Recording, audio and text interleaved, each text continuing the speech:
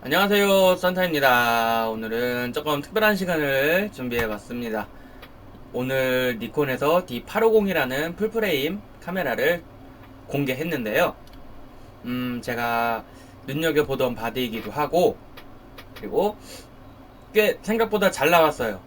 잘 나왔고, 여러가지가 스펙이 업된 것도 있는데 여러가지 기능을 많이 넣어줬어요. 그래서 제 생각에는 니콘이 이제 요즘에 뭐 적자다, 뭐 합병된다 말이 많던데 아마 마지막으로 칼을 갈고 나온 바디가 아닌가라고 저는 생각을 합니다. 그래서 이걸 보다가 그냥 블로그에 그냥 D850은 이런 카메라다고 제가 그냥 글이나 하나 쓸까 하다가 새로운 기능들도 되게 많이 들어가 있고요.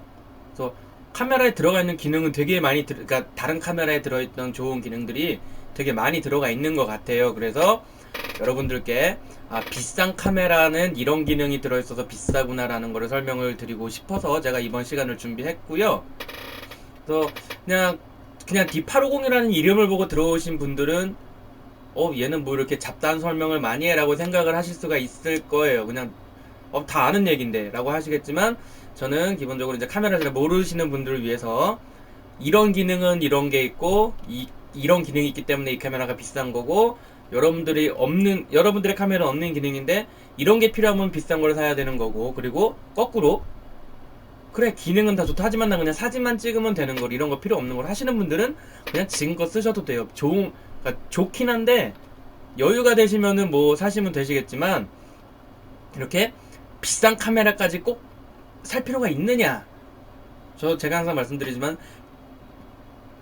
돈 있으면 다 하세요. 근데 돈이 한정되어 있기 때문에 그 한정되어 있는 거에서 선택을 하실 뿐이고, 저는 돈을 모아서라도 개인적으로는 이 카메라를 사고 싶어요. 되게 잘 나와줬기 때문에.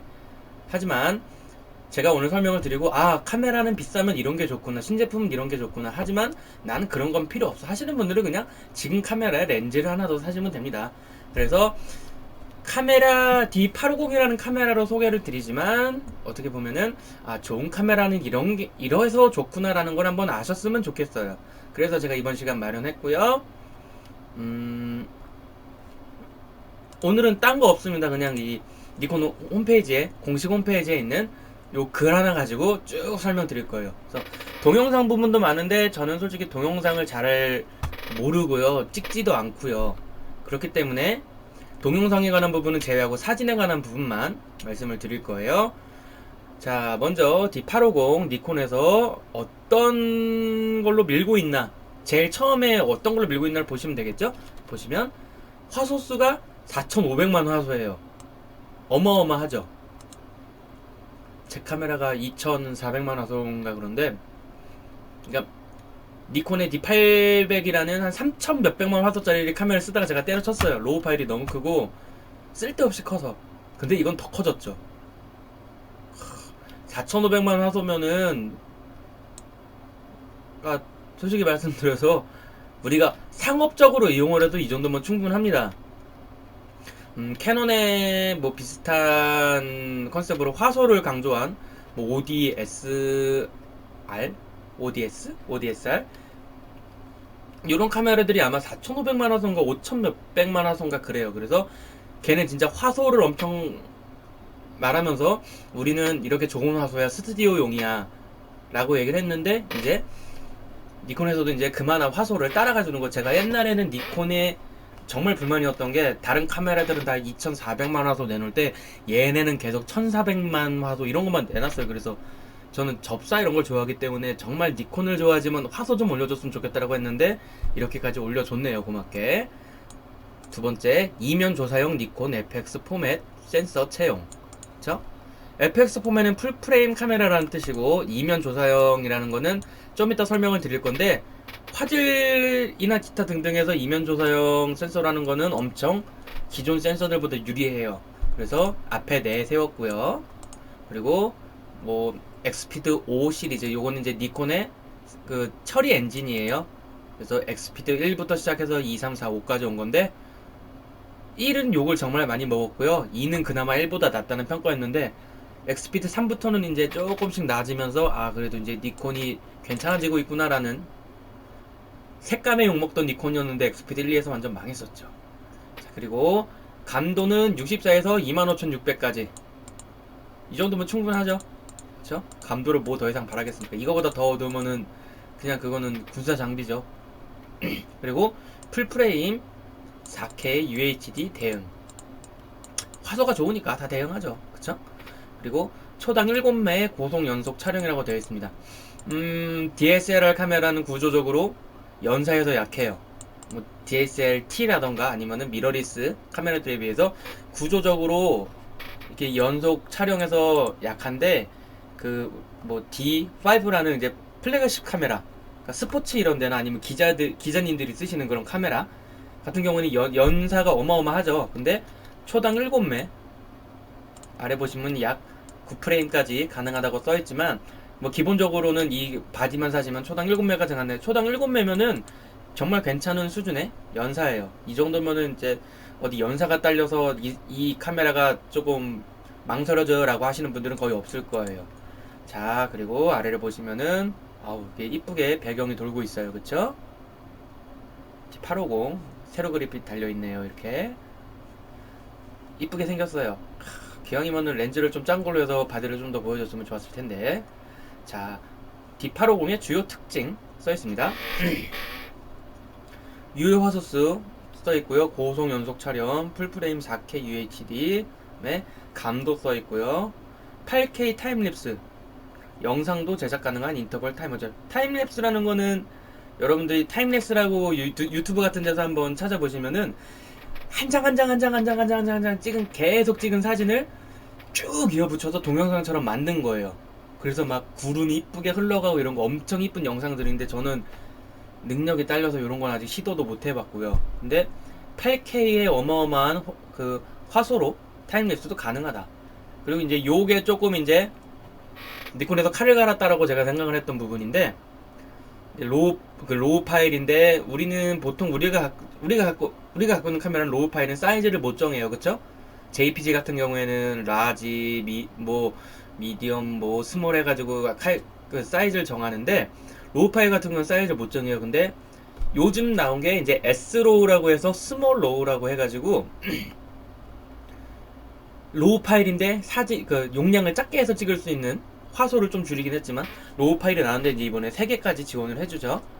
요거는 정말 좋은 기능이에요. 근데 한 가지 아쉬운 거는 로우 파일로만 찍을 때 그냥 L 사이즈, 제일 큰 사이즈 원래 사이즈로 찍을 때는 14비트도 지원을 하는데, 이렇게 사이즈를 줄여서 할 때는 12비트밖에 지원을 안 한다는 거. 그래서 비트수가 올라가면 올라갈수록 사진에 들어가는 정보가 많아지기 때문에 나중에 다 유리해요. 보정을 하시든 뭘 하시든. 근데 요건 조금 아쉽지만 이 정도만으로도 충분히 감사합니다. 저는 이것 때문에 갈아타고 싶었어요. 요 기능인데, 일괄 처리 가능. 카메라 자체 안에서 로우 파일을 JPG로 만들어줘요. 우리가 뭐 지금까지 뭐 화소수 높은 카메라 쓰실 때 사람들 얘기하는 게, 무슨 로우 파일 하나에 40메가야 50메가야 이러면서, 아, 난 컴퓨터가 안 따라서 못해요 라고 했는데, 일단 찍은 다음에 일단 찍고 카메라 안에서도 보정을 그러니까 이제 처리를 해주는 거예요. JPG로 만들어주는 거예요. 이런 좋은 기능, 정말 칼을 갈았다라고 생각을 합니다. 자, 여기까지는 이제 니콘 850에서 주요 특징 내세웠던 거고요. 이제 하나하나 설명을 잘 해주고 있어요. 보시면은 이 니콘 D850에서 새로 생긴 기능에는 여기 뉴라고 노란색으로 친절하게 붙여줬습니다. 아니, 이 뉴라는 게 없으면은 그 전에 모델들의 어딘가 니콘에서 하나가 적용을 했었던 기능이라는 얘기고요. 보시면은 여기는 이제 센서에 관한 부분이에요. 유효 화소수 4575만, 어마어마한 화소, 그쵸? ISO도 64에서 25600까지 대단하죠? 그리고 이면 조사용 니콘 FX 포맷. 아까 제가 이면 조사용 좋은 거라고 말씀드렸는데, 뭐가 좋냐면은 보시면 기존의 센서는 이제 사진을 찍으면은 이렇게 렌즈를 통해서 빛이 이렇게 들어와서 통해가지고 여기 아래에 있는 렌즈가 빛을 받아들이는 그러니까 센서가 빛을 받아들이는 부분이에요. 여기까지 빛이 들어왔는데, 지금까지 쓰던 그 우리 센서는 이렇게 이제 필터층을 넘어가서 요런 잡다한 걸 지나서 이렇게 들어왔어요. 이렇게 들어왔는데, 보시면은 요런 잡다한 것 때문에 빛이 많이 반사가 됐어요, 지금까지는. 근데 요게 이제 이면 조사용 센서예요. 보시면 요 아래 빛을 받아들이는 부분을 한 단계 위로 올리고 잡다한 걸 아래로 내렸어요. 그래서 어떻게 됐느냐, 빛이 다 들어와요. 빛이 다 들어온다는 거는 그만큼 밝기나 이런 거, 그쵸? 이런 거에서도 유리하고, 뭐 감도 이런 거에서 유리하겠죠. 그리고 이렇게 잘리는 게 없기 때문에 화질에서도 유리하다는 거예요.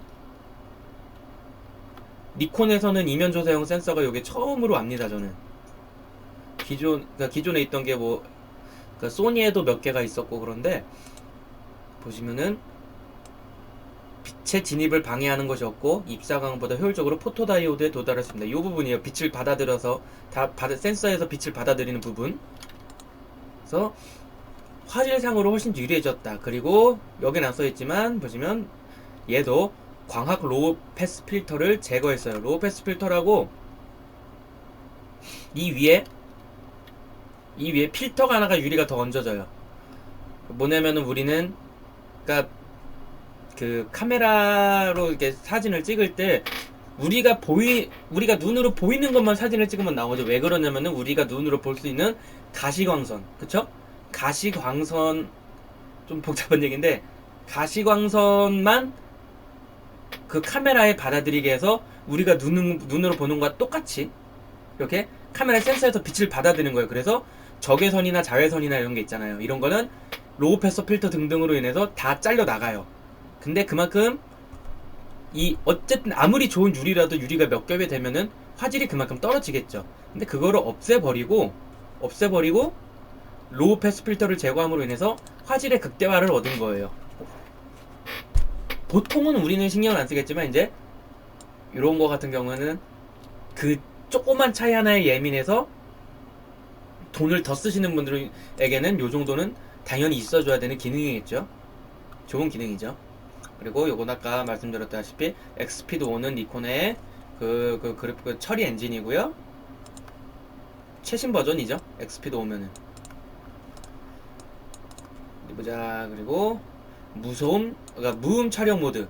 요거 같은 경우에는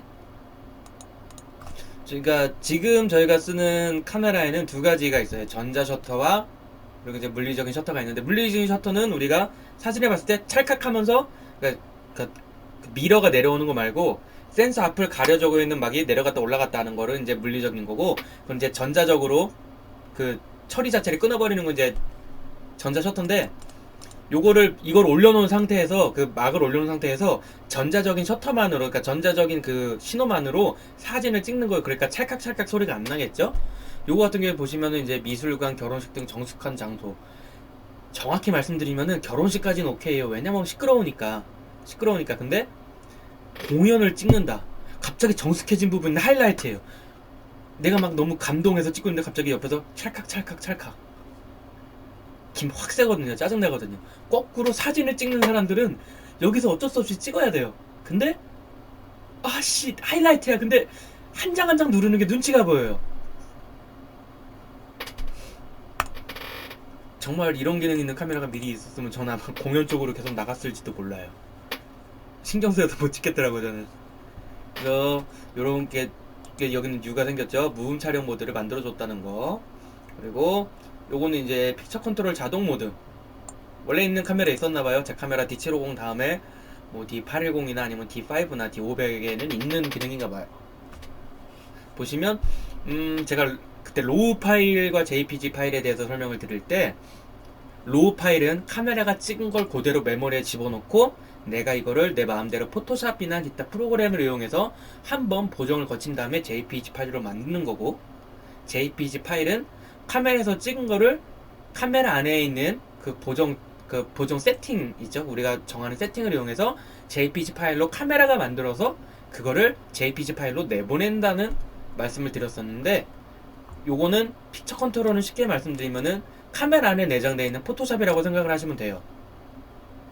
뭐 기타 다른 브랜드에도 이런 거 다 있습니다. 옵션은 다 있으니까 니콘에서는 픽처 컨트롤이라고 얘기를 하고요. 그러니까 카메라가 알아서 JPG 파일로 만들어 주는데, 거기에다가 나는 좀 더 밝았으면 좋겠어, 색깔이 좀 진했으면 좋겠어, 이런 거를 세팅을 하는 게 니콘에서는 픽처 컨트롤이라는 요 기능이에요. 그래서 요거만 그러니까 각 카메라마다 이런 기능은 다 있어요. 여러분들이 요거만 잘 만지셔도 내가 원하는 사진을 굳이 포토샵 안 하고도 색감을 찍어낼 수 있어요. 그거 알아두시고요. 여기 보시면 이제 자동 모드라는 건데 표준은 이렇게 찍고 그 찍을 때마다 요거를 세팅해서 바꾸긴 귀찮으니까 저 같은 경우는 로우 파일로 보통 찍기 때문에 집에서 다 돌려버리거든요. 상관이 없는데 요거 같은 건 이제 JPG로 흔히 찍으시는 분들은 희소식이라고 생각을 해요. 자동으로 자기가 알아서 이 환경에 맞는 걸 픽처 컨트롤을 잡아준다는 얘기죠. 저는 로우 파일만 쓰고 배우시는 분들한테 로우 파일로 찍으세요라고 말씀을 드려서 이 픽처 컨트롤이라는 게 포토샵에서는 적용이 안 돼요. 원래 그냥 로우 파일 그대로 나오고 JPG로 찍을 때만 적용이 되기 때문에 저한테는 좋은 기능이지만 이런 건 필요 없는 기능. 그죠? 자기한테 필요하고 필요 없는 게 좋은 거예요. 그래서 다음 거는 이제 센서에 관한 부분인데 저희도 축강 대응하는 센서를 채용했다. 이거는 여기 이제 -3 EV면 뭐냐면은 이 정도 어두워도 얘는 사진을 찍을 수 있다라는 거예요. 우리가 밤하늘에 그냥 대고 찍으면은 까만 화면에 대고 찍으면은 계속 초점을 잡고 하다가 사진을 못 찍죠. 그쵸? 근데 요거 같은 경우는 요 정도 기능이 있다. 요거가 근데 니콘 같은 경우는 원래 어두운 부분을 잘 찍어가지고 요건 그렇게 필요가 있나라고? 강조할 필요가 있나라는 생각을 해요. 아니 니콘은 믿고 그러니까 니콘은 이게 어두운 데서 초점 하나는 잘 잡으니까 제가 그것 때문에 니콘을 쓰고 있는데. 자, 그리고 새로운 화이트 밸런스 자연광 자동이라는 게 생겼어요. 자동으로 쓰면은 정말 아쉬운 게 근데 얘네는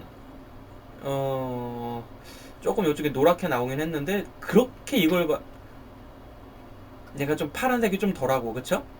화이트 밸런스는 파란색으로 가냐 노란색으로 가냐가 기준이라고 말씀을 드렸어요 저번에.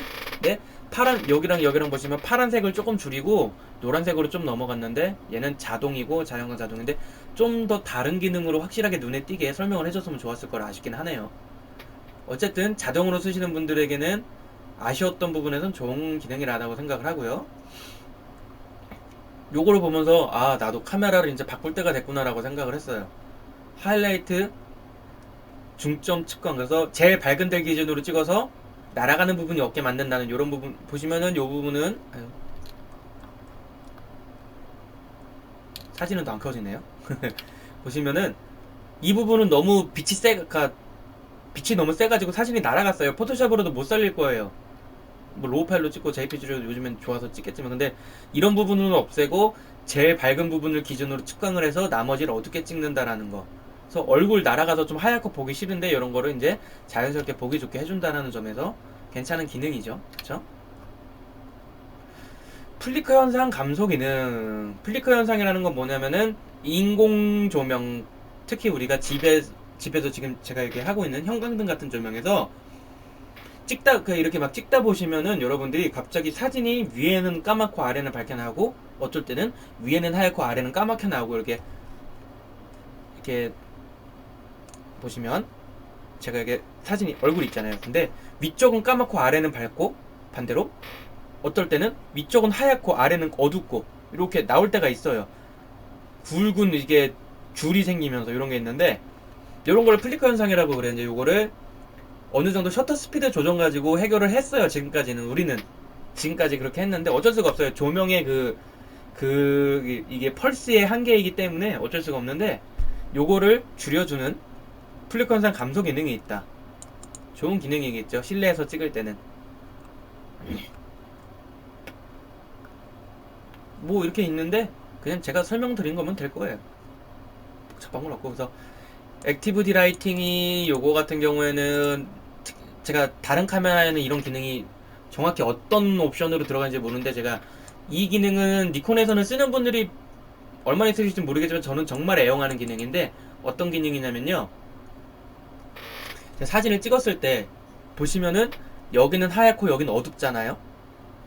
여긴 하얗고 그냥 제가 사진을 찍었다 그럴 때 하얗고 어두워요. 근데 이 어두운 부분에 뭔가 있는데 안 나와요. 그래서 액티브 디라이팅을 한 4가지 5가지 정도 옵션으로 정할 수 있는데 이거를 하이로 돌려버린다. 그러면은 어두운 거를 억지로 밝게 하는 거예요. 사진을 찍을 때. 물론 노이즈를 올리는 거와 같은 효과는 있습니다. 화질이 떨어지긴 해요. 근데 하얀 부분의 노출은 그대로 냅두고 어두운 데만 올려버리는 거예요. 그러면은 이제 보통 우리가 포토샵을 만들고 이런 걸 해야 되는데 그런 거 없이 좋은 사진 얻을 수 있는 액티브 디라이팅 같은 경우에는 특히 이제 얼굴에 그림자 같은 거 질 때 이렇게 빛을 받아내도 저기 그림자가 져요. 다른 카메라 다른 브랜드는 어떤 기능인지 제가 모르겠어요. 잘 안 써가지고. 근데 어떤 기능이냐면은 아마 여러분들 옵션을 한번 보시면 있을 거예요. 메뉴를 보시면 있을 건데 이렇게 보면 그림자가 지겠죠. 근데 여기서 그림자 있는 부분을 없애자고 노출을 올려버리면은 얼굴이 이쪽에 날아가요. 이쪽은 나오는 대신에. 그럴 때 근데 디라이팅을 올려버리면은 이 들어오는 밝기는 그대로 냅두고 어두운 부분을 밝게 해가지고 얼굴이 전체적으로 밝기가 비슷하게 나오는 효과가 나옵니다. 요거는 좋은 기능이에요. 알아두시면은, 그리고 익숙해지시면은 쓰기 좋은 기능입니다. 다른 브랜드에도 이런 기능은 다 있을 거예요. 제가 이름을 잘 모르겠어서 말씀을 못 드렸는데, HDR 요거는 그냥 뭐 기능이니까 넘어갈게요.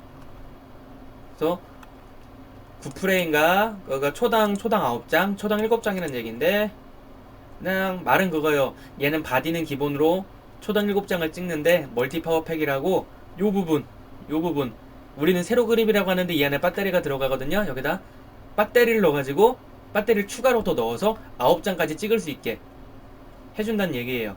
요거는 옛날부터 많았던 기능이기 때문에 이렇게 막 할 필요가 있나 모르겠네요. 저속 셔터 스피드에서의 프레임 수 무제한 촬영.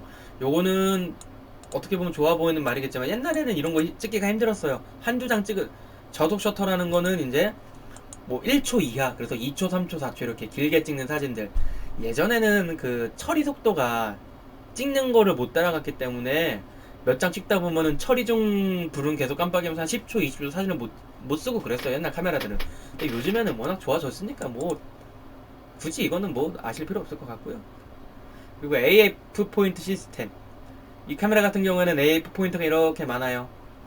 우리가 지금까지 싸웠던 카메라들과는 차이죠. 보통은 이렇게 한 요정도, 아이고 한 요정도 이렇게 우리 카메라들이 있는데 이렇게 넓게 있다는 거. 그래서 AF 포인트가 많은 게, 비싼 카메라는 AF 포인트가 많아요. 그 부분 알아두시면 되겠고요. 여기 보시면은 나와 있는 게, 아까 제가 이 EV라는 거는 여기 보시면은 어두운 데서도 사진을 찍을 수 있다 라고 했는데, 여기 보시면 중앙에 초점 포인트에서는 마이너스 4 EV, 그리고 그 외의 모든 초점은 마이너스 3 EV에 대응합니다. 즉 사진이 너무 어둡다 그럴 때는 그냥 초점은 가운데다 놓고 찍고 구도 잡고 뭐 한 다음에 삐빅하면은 옆으로 찍고 삐빅하면 옆으로 찍고 이거 하란 얘기예요. 중앙만 쓰셔도 충분합니다. 어떤 브랜드든 이 중앙이 제일 좋아요. AF 잡고 뭐 핀 나가고 이런 것도 거의 적고요. 그렇기 때문에 중앙에서 이렇게 조금 더 좋다는 거, 웬만한 카메라들은 다 요쪽에다가 놓고 찍을 때 징징하다 못 찍을 경우가 많은데 여기다 놓으면 찌직하고 찍을 경우가 많아요. 그런 걸 말하는 거예요. AF 미세 자동 설정.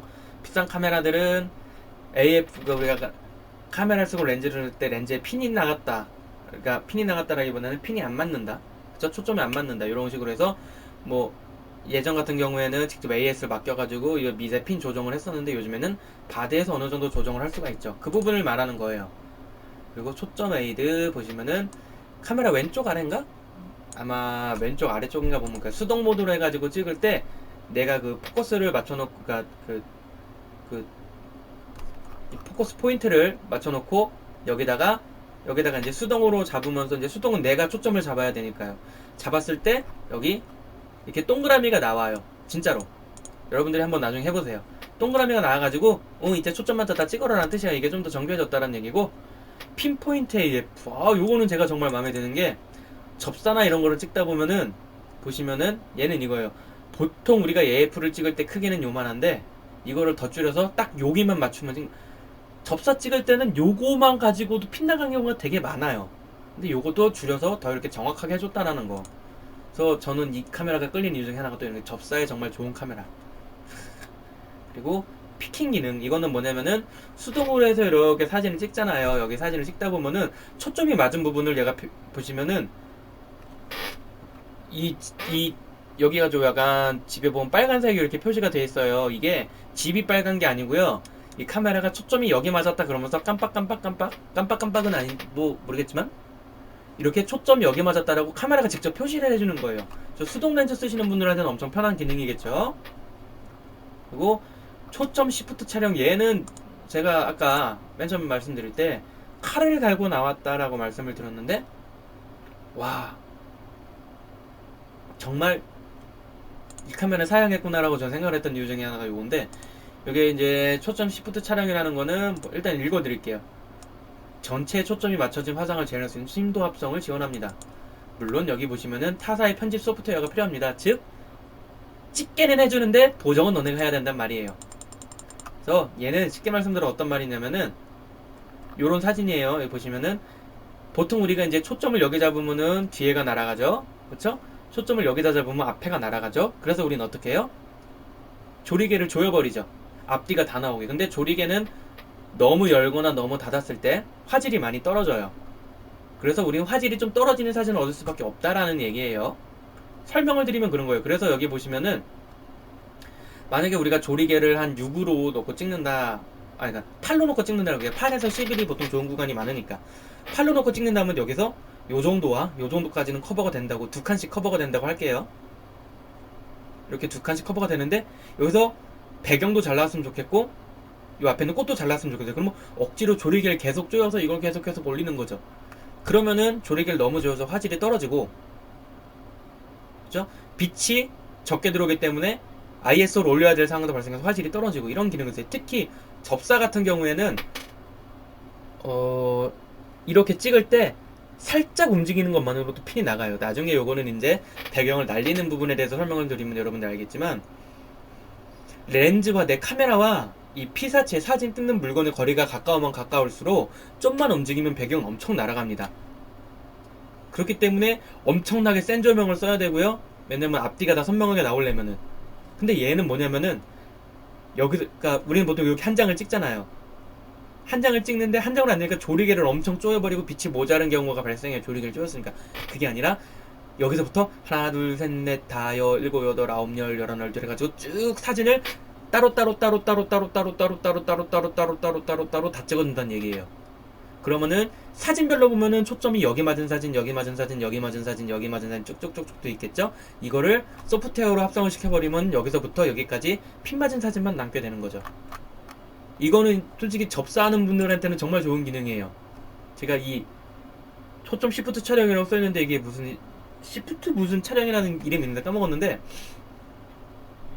요거 같은 경우에 진짜 접사 같은 거 하시는 분들한테는 꼭 사야 되는 이유가 아닌가 싶습니다. 특히 액정이 제일 중요한 건 설명을 안 드렸네요. 보시면은 액정이 이렇게 나와요. 틸트 액정.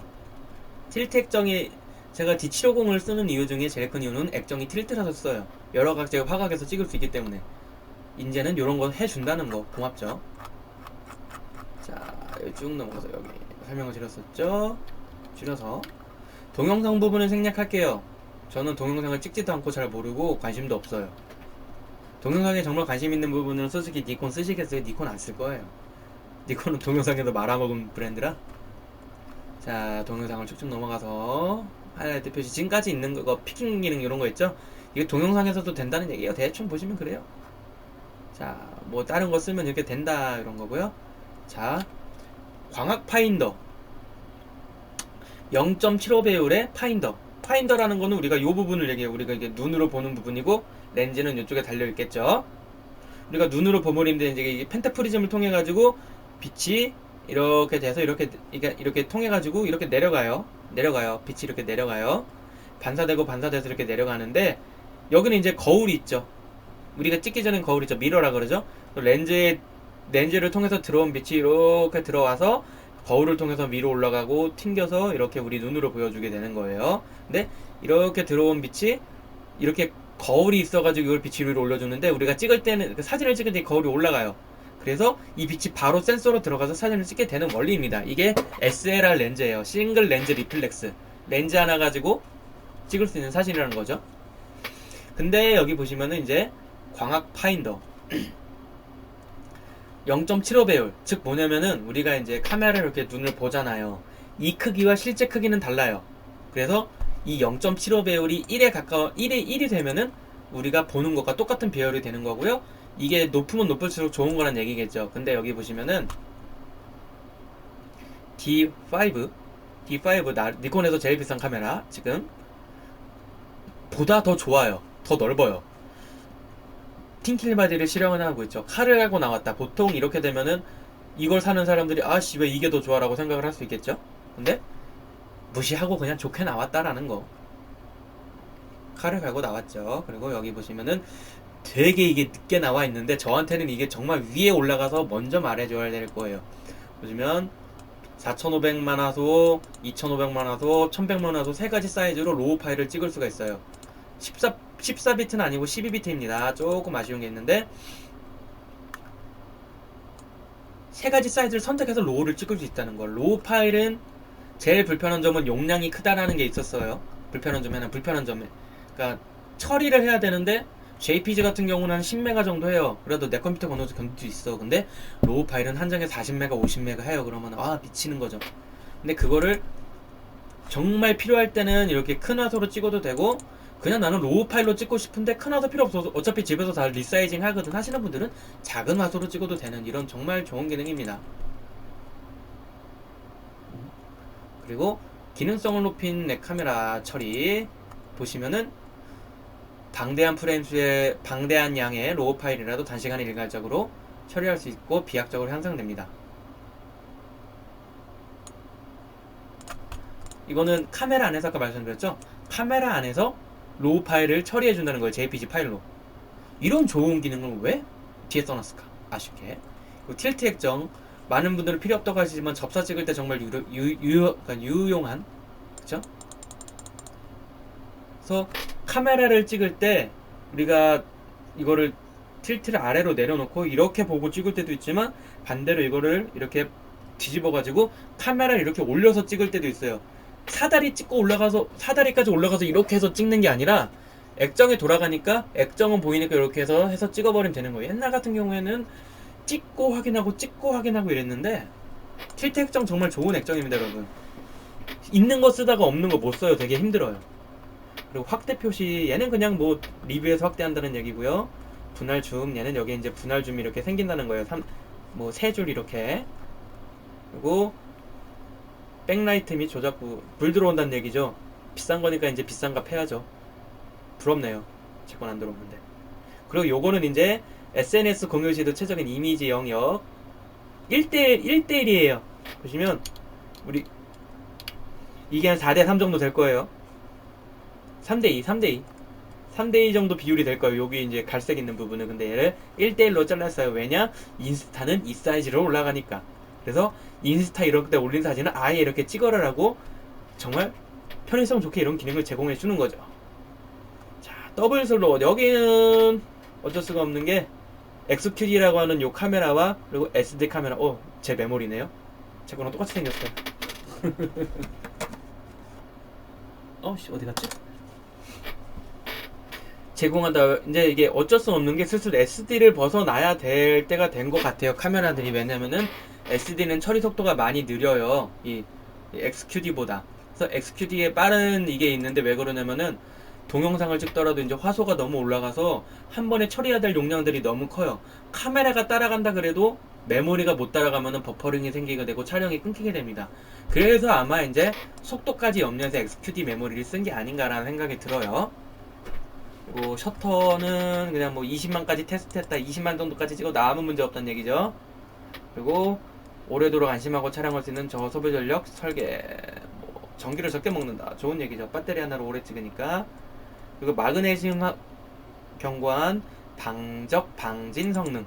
방적 방진이라는 건 뭐냐면 우리가 사진을 찍을 때 어느 정도의 먼지와 어느 정도의 물방울은 카메라가 가드해 준다는 거예요. 그렇다고 물을 뿌리고 이런 거 되는 건 아니고요. 그리고 마그네슘 바디 같은 경우에는 이렇게 가벼우면서도 견고한이라고 되어 있는데 대신에 한 번 깨지면 수리비가 엄청 나오는 비싼 바디입니다. 그래서 방진 방적이 되면은 살짝 이슬비 내리는 정도는 그냥 신경 안 써줘도 찍어도 될 거예요. 근데 이슬비가 너무 쌓여서 물이 돼서 내린다 이런 건 안 되고, 그렇죠? 그리고 구족성 확장성 무음 인터벌 촬영은 아까 인터벌 촬영이 뭔지는 말씀을 안 드렸구나. 인터벌 촬영이라는 거는 시간을 정해놓고 몇 초 동안 사진을, 그러니까 만약에 3초 동안 사진을 찍는 거를 30분 동안 5초에 한 번씩 찍어라 이런 식으로 알아서 네가 계속 찰칵 찍으라라는 얘기예요.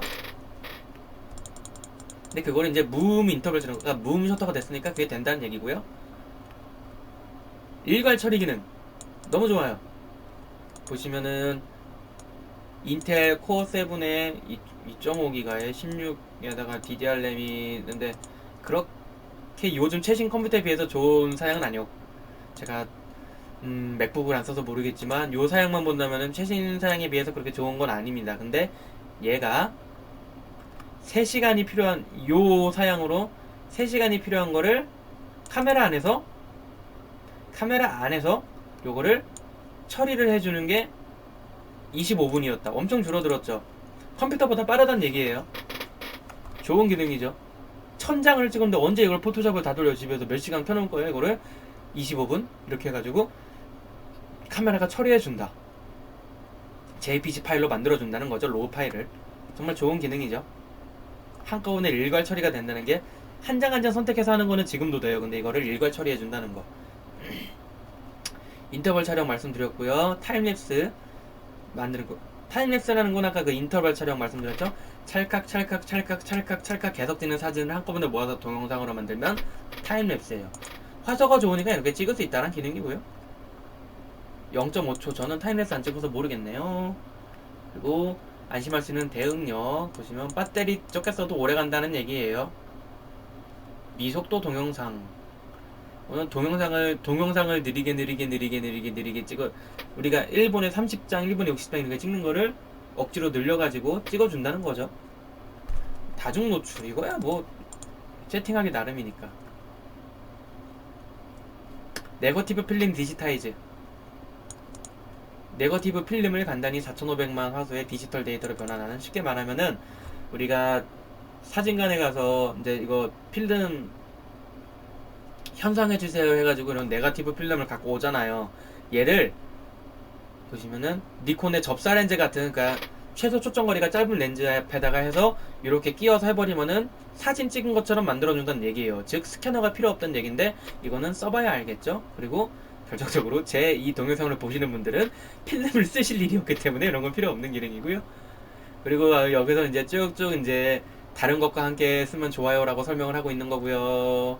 쭉쭉 넘어가서 저는 니콘을 쓰지만 아마 니콘 다른 분들도 그래요. NX 잘 안 써요. 캡처 NX 안 써요. 쓰시는 분들은 쓰시는데 잘 안 씁니다. 그래서 카메라 컨트롤 프로, 얘는 제가 그 다른 동영상 할 때 프로그램에서 눌러가지고 사진을 찍고 조리결 조정하고 그런 걸 말하는 건데요. 우리는 쓸 일이 없습니다. 뭐 스냅브릿지라는 거는 이제 얘도 블루투스 연동이 되기 때문에 핸드폰에 까는 어플이라고 생각을 하시면 돼요. 어플에 깔아서 찍는 사진 바로 받고 핸드폰으로 바로 보고 카톡으로 전송하고 이런 걸 말하는 거예요. 그래서 어디 보자. 엑스큐트 이제 메모리 설명 이런 건 다 끝났는데 37분이 넘청 기네요. 보시면은 이제 여러분들이 집중하셔야 될 부분은 어디 보자. 동영상을 뺄게요. 화질 모드 로우 보시면 이제 용량이 나와 있어요. 12비트와 14비트는 같은 L 사이즈로 찍었을 때 10메가 정도의 차이가 납니다. 무손실 압축 14비트는 51메가, 무손실 압축 12비트는 41메가. 용량이 크면 그만큼 데이터가 많이 들어간다는 거겠죠? 근데 아까 말씀드렸다시피 12비트로밖에 지원을 안 해줘요. 이 화상 사이즈가 작은 로우 파일은. 보시면 L 사이즈로 한 장에 40메가씩 하던 거를 S 사이즈로 찍어가지고, 그러니까 스몰 로우로 찍어서 한 장에 21메가 찍을 수 있어요. 근데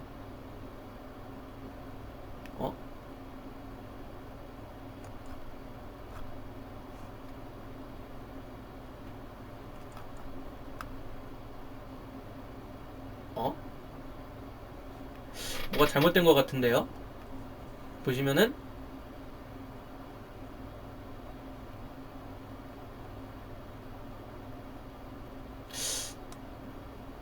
요거랑 요거랑 바뀐 거 아닌가? 모르겠네요. 사진을 작게 찍을 때 보통 처리를 해서 이렇게 늘어나나? 모르겠네요. 뭐 니건 사람들이 바보가 아니니까 제가 잘못 알고 있는 거겠죠. 처리를 하느라고 이렇게 이제 사진을 적게 찍나봐요. 그래서 보시면은 그냥 로우 파일로 해가지고 이게 41메가짜리를 찍으면은 170장까지 쭉 찍을 수 있다는 거. 연사로 찍는다기보다는 계속 찍을 수 있다는 얘기예요. 컴퓨터가 그만큼 처리 속도가 받쳐준다는 얘기고, JPG로 찍으면은 큰 사이즈는 22메가예요. 화소가 높으니까 어쩔 수 없어요. 근데 좀만 줄여도 12메가, 6메가까지 줄어든다는 거. 노말 같은 경우에는 이제 확 줄죠. 베이직으로 했을 때는 우리가 화소를 엄청 크게 해도 4메가밖에 안 해요. 근데 베이직은 그만큼 정보가 덜 들어간다는 얘기죠. 우리가 눈으로 보기엔 비슷해 보이지만 파인하고 베이직하고 얘는 화질 기본이고 얘는 화질 최상급인데, 보시면은 같은 사진을 찍을 때 이 그 사이즈는 똑같이 해도 화질에 따라서 용량이 5배가 차이가 납니다. 왜 차이가 나는지는 데이터가 많이 들어있으니까 그러겠죠. DX 이건 크롭 모드 말고 풀프레임인데 이제 크롭 모드라는 게 있어가지고 일부러 센서의 가운데 부분만 찍는 거예요. 뭐 이거는 망원이 되는 효과도 있고 좋지만, 더 좋은 거는 크롭 렌즈를 썼을 때 비네팅이 안 생긴다는, 풀프레임에서도 크롭 렌즈를 쓸 수 있게 해주는 기능이라고 보시면 돼요. 얘는 연산은 다 200장이야 그냥 쭉쭉쭉. 그만큼 용량이 작죠. 왜냐면은 그만큼 사이즈를 작게 해서 찍기 때문에. 보시면은 렌즈는 웬만한 거 다 쓸 수 있고요. 근데 요즘 렌즈가 아니면은 이게 좀 옛날 렌즈예요. 이런 건 옛날 렌즈예요. 니콘의 옛날 렌즈인데, 옛날 렌즈들은 기능에 조금 한계가 있다는 거, 그뿐이고요. 렌즈는 다, 니콘은 좋은 게 옛날에 필름 시절 쓰던 렌즈부터 지금까지, 지금 이제 디지털 SLR까지 넘어오면서도 마운트가 변하지 않았습니다. 그래서 옛날 뭐 20년, 30년 전 렌즈도 지금 다 쓸 수가 있어요. 그게 좋은 거죠. 캐논은 그게 안 되죠. 촬영 예시 이렇게 사진이 나온다. 이런 거는 그냥 뭐 나중에 뭐 보시면 되고요. 그래서 제가 지금까지 약간 제 사심이 들어간 니콘 D850의 기능을 설명해 드리면서, 좋은 카메라는 이런 거예요. 얘는 정말 잘 나왔다고 말씀드리면서 이래서 비싼 겁니다 라는 거를 설명을 드렸습니다.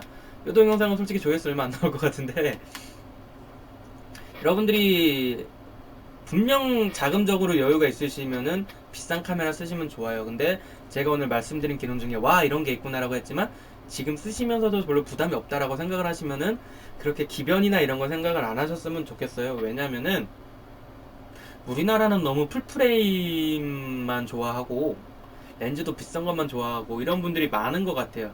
제가 노는 커뮤니티가 그래서 그런지 모르겠지만, 그래서 이 카메라 같은 경우에는 저는 충분히 좋아하는 기능들이 있는데 딴 카메라는 없기 때문에 살만한 가치가 있어요. 물론 전 돈 없어도 못 삽니다. 제거 렌즈 팔고 카메라 다 팔면은 얘 바디 하나 살 수 있어요. 근데 제가 말씀드렸던 기능들이 와 이런 게 좋구나라고 하면서 굳이 좋긴 한데 나는 안 쓰는데, 이렇기 때문에 여러분들이 필요가 없을 수도 있어요. 그래서 남들이 D850이 좋다 그럴 때 와 좋은 카메라는 맞아, 하지만 나랑은 필요 없다라고 생각해서 끊을 수 있을 정도의 여러분들이 지식이 조금 쌓였으면 좋겠어서 만들어 봤습니다. 예, 산타였고요. 오늘은 혼자서 너무 떠들었네요. 예, 산타였습니다. 감사합니다.